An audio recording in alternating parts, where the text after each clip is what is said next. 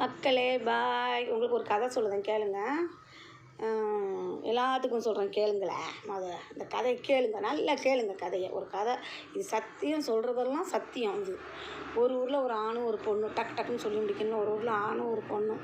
அந்த ஆண் ரொம்ப நாளாக ஒரு கம்பெனியில் வேலை பார்த்துட்டே இருந்திருக்காங்க. அந்த ஆணுக்கு கல்யாணம் முடிஞ்சிருச்சு. அந்த ஆணுக்கு ஒரு பொண்ணு இருக்குது. ஒரு வீட்டம்மா 2வது மட்டும் மாசமாக இருக்காங்க.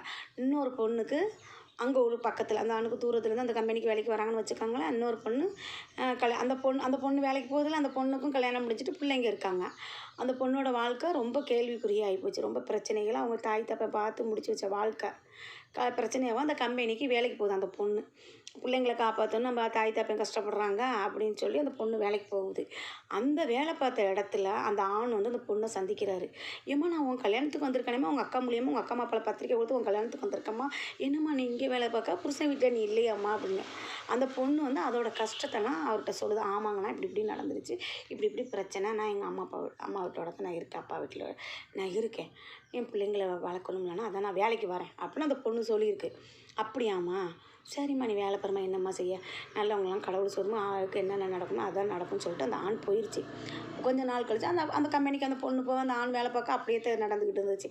கொஞ்ச நாள் கழிச்சு அவங்க வீட்டம்மாவுக்கு பிரசவம், 2வது பிள்ளை குழந்தை பிறந்துட்டு அவர் போயிட்டாங்க, அந்த ஆண் போயிட்டாங்க. பிரசவம் அந்த ஆண் போனோன்னா பிள்ளைங்க நல்லா இருக்குன்னு சொன்னாங்க பிறந்த அன்னைக்கு. அப்புறம் கொஞ்ச நாள் ஒரு 5 நாள் 10 நாளுக்குள்ளே அவங்க வீட்டம்மா இறந்துருச்சு. அவங்க இறந்தோடனே அந்த ஆண் வந்து கம்பெனிக்கு என் வீட்டம்மா இறந்துட்டுன்னு சொல்லுவோம். அங்கே கம்பெனிலேருந்து எல்லாம் கிளம்பிட்டாங்க அவங்க ஊருக்கு. அந்த வேலை பார்த்த அந்த பொண்ணும் அந்த துஷ்டிக்கு போயிருக்கு. அந்த ஊருக்கு போய், அண்ணா உங்களுக்கான அந்த நிலமை, நல்லவங்களாம் ரொம்ப கடவுள் தான் சொல்லி அழுந்துட்டு அந்த பொண்ணு வீட்டை பார்த்து வந்துருச்சு.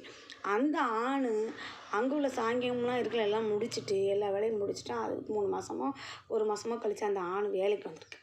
வேலைக்கு வந்ததுக்கப்புறம் அந்த பொண்ணோட நிலமை எல்லாமே அந்த ஆணுக்கு ஆரம்ப கட்டத்துலேருந்து தெரியும்ல. அப்போ அந்த ஆண் வந்து அந்த பொண்ணுக்கிட்ட ஒன்று கேட்டார். அதுக்கு அந்த பொண்ணு என்ன சொல்லியிருக்கும் அப்படிங்கிறத நாளைக்கு நான் சொல்கிறேன். பாய். பிடிச்சிருந்தா லைக் பண்ணுங்கள், ஷேர் பண்ணுங்கள், சப்போர்ட் பண்ணுங்கள்.